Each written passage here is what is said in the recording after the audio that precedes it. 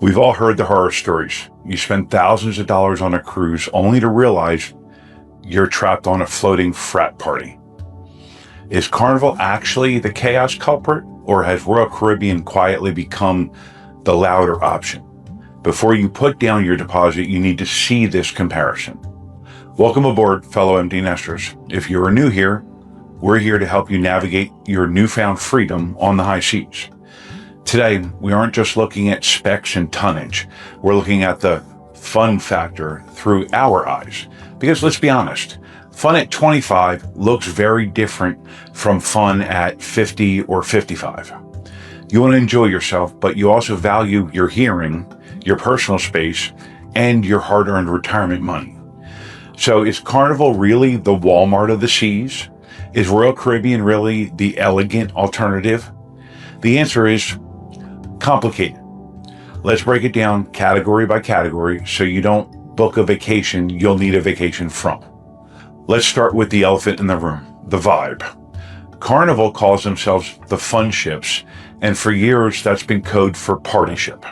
Here's the truth, Carnival is unapologetically loud. If you book a room near the atrium or the main pool deck, you will hear the DJ. You will hear the hairy chest contest. The decor is bright, neon, and busy. For some, this is energizing. It makes you feel young.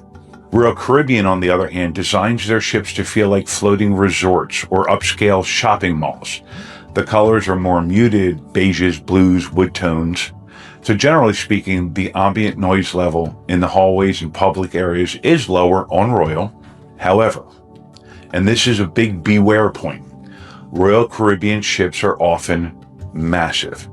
The Oasis class ships alone hold 6,000 people. The Icon class ships hold 7,000 to 8,000 people.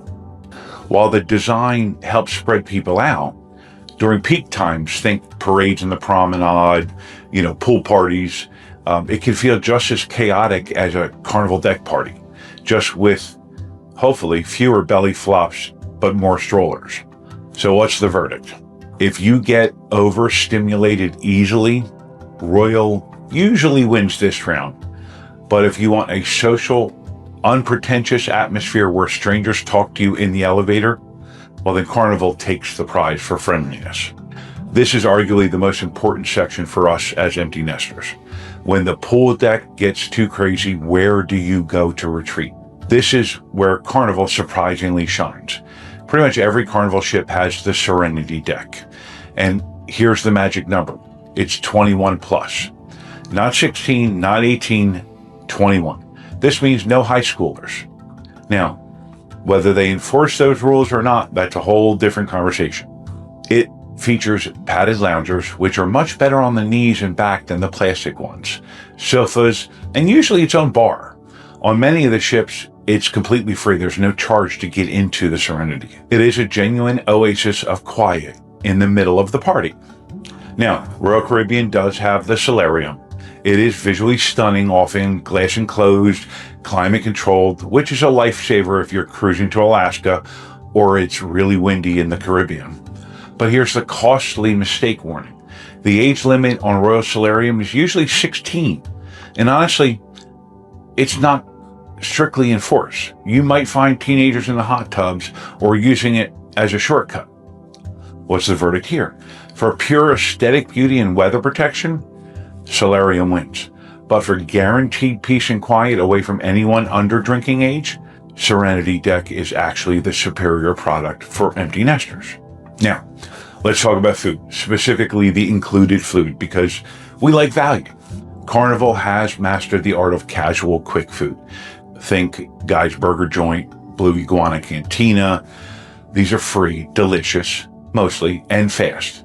If you don't want to dress up, Carnival's your friend. However, the main dining room at Carnival can be an event. Around dessert time, the waiters will usually dance. They might ask you to wave your napkin. If you love a party, it's fun. If you want to enjoy your coffee and conversation with your spouse, not so much. Now, Royal Caribbean's main dining room is more traditional. It's quieter. There's usually not a conga line. But many empty nesters report that the food quality in the free venues on Royal has dipped recently to push you toward their paid specialty restaurants. The verdict: if you want a traditional, quieter dining experience, stick with Royal. If you want better casual food, burgers, tacos, pizza, without paying more, Carnival actually beats Royal. What do we do after dinner? This is the biggest philosophical difference between the two lines, in my opinion. Royal Caribbean invests in spectacle. We're talking full Broadway shows like Grease or Mamma Mia, ice skating shows, aqua theater, high diving shows. It's technically impressive and feels expensive. Carnival, on the other hand, they focus on comedy. They have the Punchliner Comedy Club with multiple comedians on every sailing, offering both PG and R-rated shows.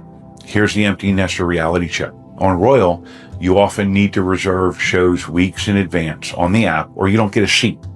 It requires planning.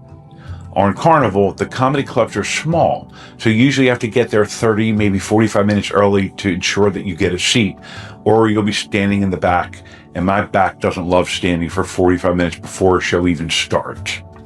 So the verdict: if you love theater and music, Royal's the clear winner. If you love to laugh and prefer a lounge vibe over a theater vibe, Carnival's the way to go. Just bring your patience for the lines. So, who does fun without chaos? If your definition of fun is high-quality production shows, a visually stunning ship that feels like a resort, and you're willing to pay a premium for specialty dining and structure, Royal Caribbean is your safe bet. It's a safe choice for a reason.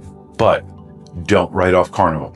If your definition of fun is letting your hair down, enjoying excellent free casual food, and you want a guaranteed 21 plus quiet zone in the Serenity deck, well then Carnival is the value in it. See, the floating frat party exists, yes, but usually, I don't want to say only on 3-day weekend cruises, but it's definitely much more on those 3-day weekend cruises than they are on the 7-day, 9-day, 11-day Carnival cruises. On those longer cruises, you will find plenty of other empty nesters just like you. Now, I want to hear from you. Have you been brave enough to try Carnival lately? Or are you strictly a Royal Caribbean loyal person? Let me know in the comments, because I do read them. If you want to know exactly which cabins to avoid on these ships to ensure a good night's sleep, you need to watch this next video. Until next time, happy cruising.